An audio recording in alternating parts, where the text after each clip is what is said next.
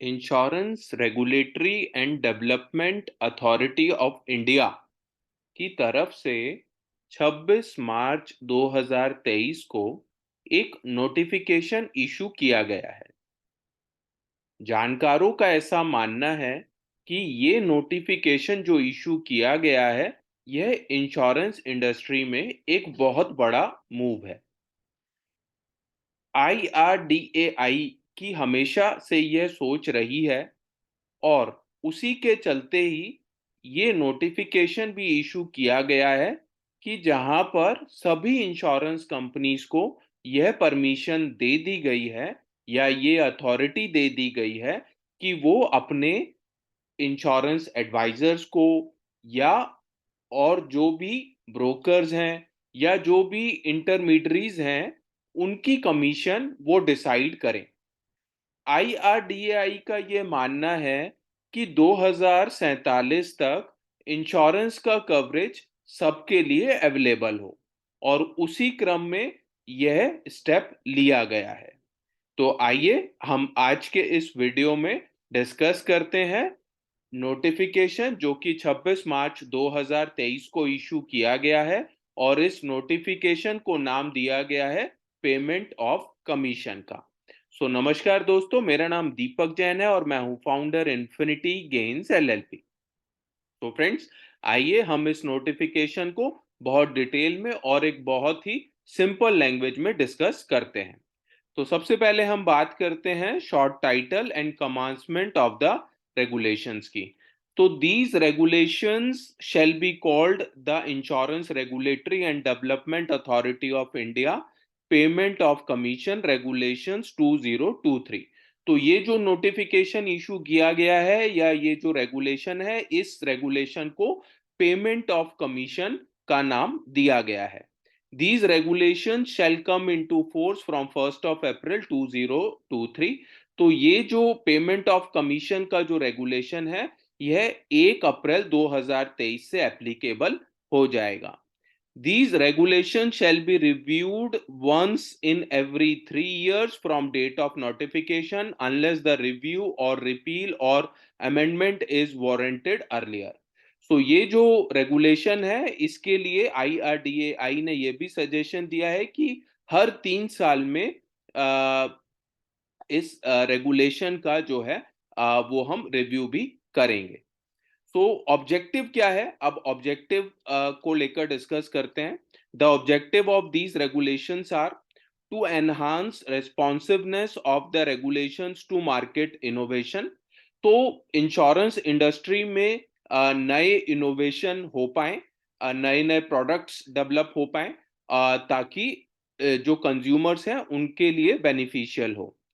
To facilitate the insurers in development of new business models, products, strategies, internal processes, and enable in easy compliance with the regulations while fulfilling the regulatory objectives।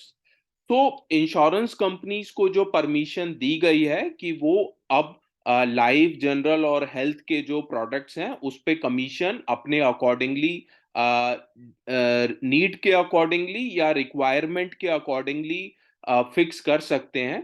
तो ऐसा इसलिए किया जा रहा है ताकि insurance companies को facilitate किया जा सके कि वो नए बिजनेस डेवलपमेंट मॉडल्स क्रिएट कर पाए, नई स्ट्रैटेजीज बना पाए और अपनी जो कंपनी के अंदर उनके इंटरनल प्रोसेसेस हैं उसको और बेटर कर पाए। To provide the insurers the flexibility to manage their expenses based on their growth aspirations and the ever changing insurance needs with an objective to improve insurance penetration।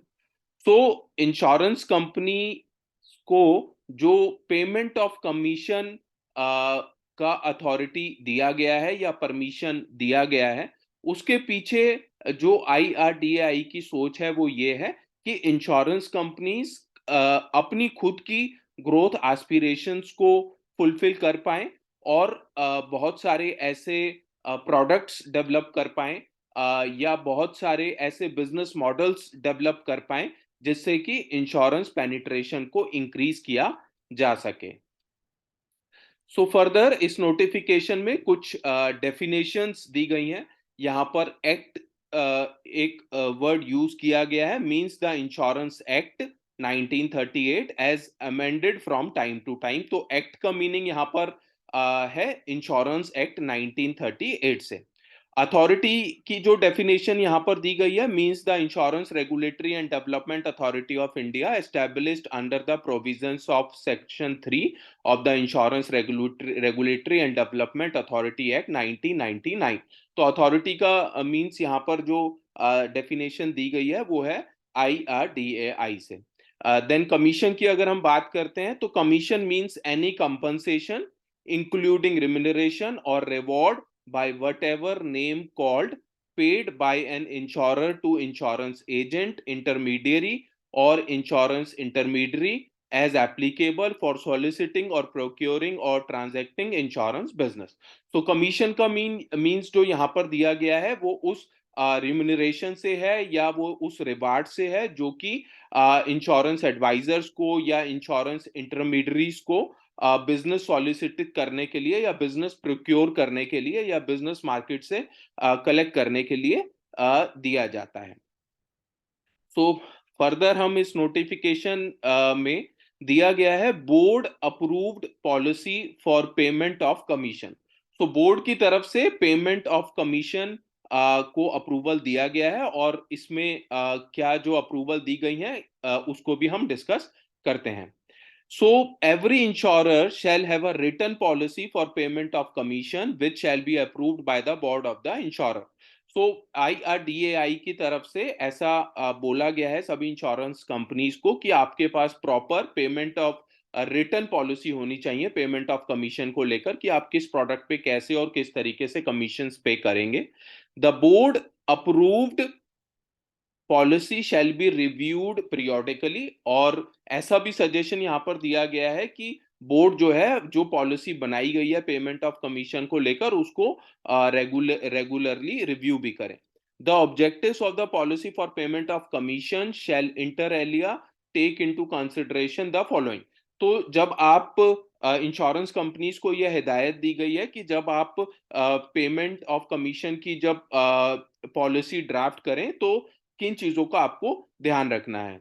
It is in the interest of the policy holders, ये policy holders के हितों को ध्यान में रखते हुए बनाई जानी चाहिए।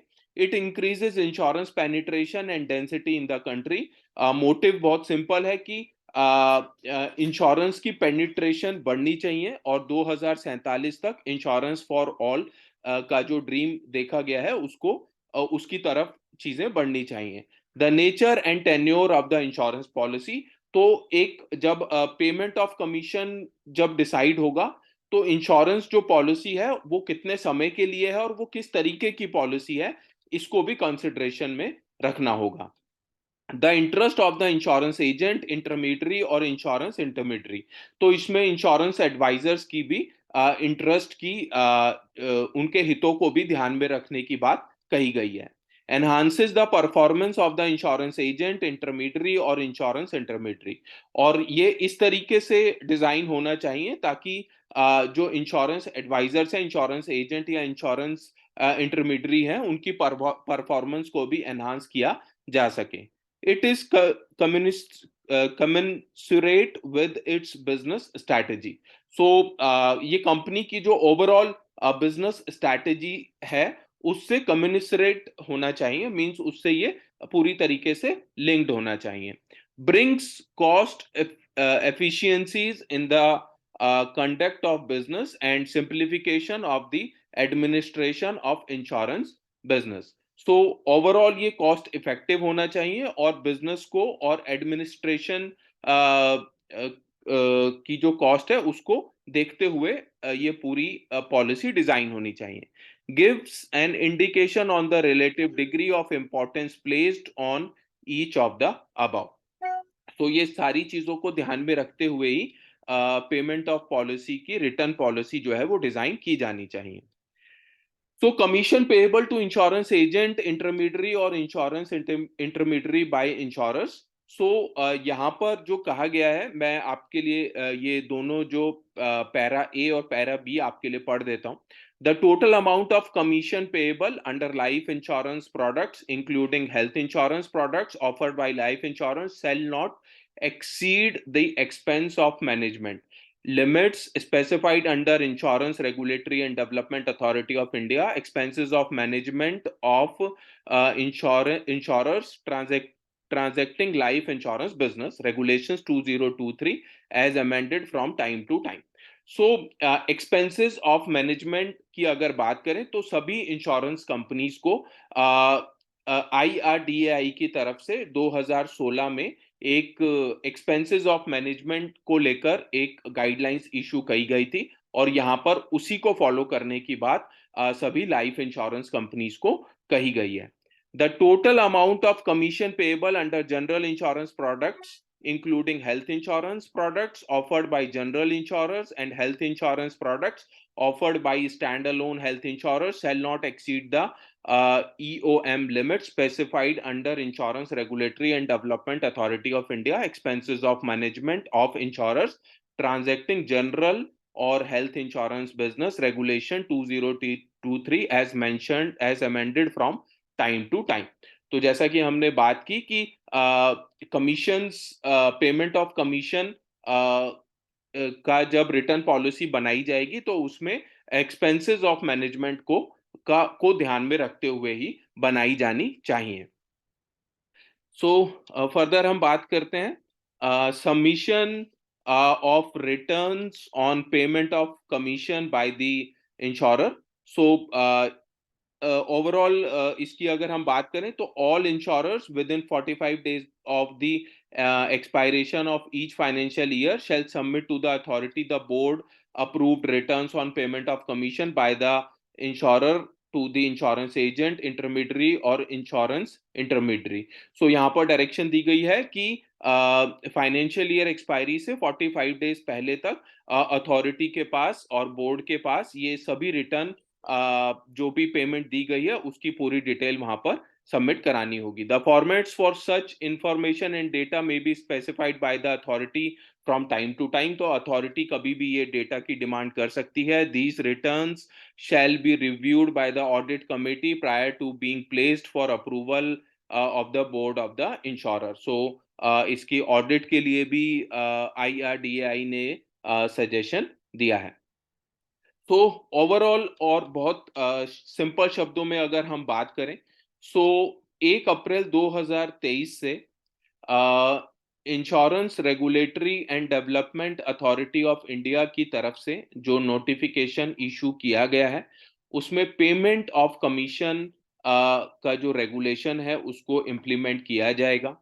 इंश्योरेंस इंडस्ट्री में की अगर बात करें तो जानकारों की अगर माने तो इस मूव को एक बहुत बड़ा मूव माना जा रहा है क्योंकि अभी तक जितने भी प्रोडक्ट्स होते थे चाहे वो लाइफ जनरल या हेल्थ के उसमें आईआरडीएआई की तरफ से जो पे आउट्स कमीशंस थे वो पे किए जाते थे. बट अब आईआरडीएआई ने सभी इंश्योरेंस कंपनीज को ये परमिशन दे दी है कि वो अपने रिक्वायरमेंट के अकॉर्डिंगली बिजनेस स्ट्रैटेजीज को देखते हुए एरिया को ध्यान में रखते हुए मींस टायर 1 टायर 2 या टायर 3 सिटीज को ध्यान में रखते हुए भी पे आउट्स को कम या ज्यादा कर सकते हैं. आने वाले समय में हम देखते हैं कि किस तरीके से इंश्योरेंस कंपनीज ये पूरे चेंजेस को इम्प्लीमेंट करती हैं. बट एक चीज तो बहुत श्योर है और वो ये कि आईआरडीएआई हर संभव कोशिश कर रहा है इंश्योरेंस पेनिट्रेशन को इंक्रीज करने के लिए इंडिया में और 2047 यानी 2047 तक इंश्योरेंस फॉर ऑल के लक्ष्य को पूरा करने के लिए. सो आई एम श्योर फ्रेंड्स आज का वीडियो आपको पसंद आया होगा और अगर आपको वीडियो पसंद आया तो प्लीज लाइक जरूर कीजिएगा. अगर आपके इस रेगुलेशन से रिलेटेड कोई फीडबैक कोई सजेशन या कोई कमेंट है तो कमेंट बॉक्स पे कमेंट करके ज़रूर बताइएगा. और अगर आप चाहते हैं अपने फ्रेंड्स रिलेटिव्स और एजेंट्स फर्टिनिटी में इस वीडियो को शेयर करना तो प्लीज़ शेयर ज़रूर कीजिएगा. और फ्रेंड्स सबसे इम्पॉर्टेंट बात चैनल को सब्सक्राइब करना मत भूलिएगा. फ्रेंड्स अगर आप लाइफ जनरल या हेल्थ इंश्योरेंस सेक्टर में अपना करियर बनाना चाहते हैं या अपने लिए या अपने परिवार के लिए एक लाइफ जनरल या हेल्थ इंश्योरेंस पॉलिसी बाय करना चाहते हैं, तो आप डिस्क्रिप्शन पर लिखे हुए नंबर्स पर हमारी टीम से कोऑर्डिनेट कर सकते हैं। So friends, thank you so much for watching the video. Thank you.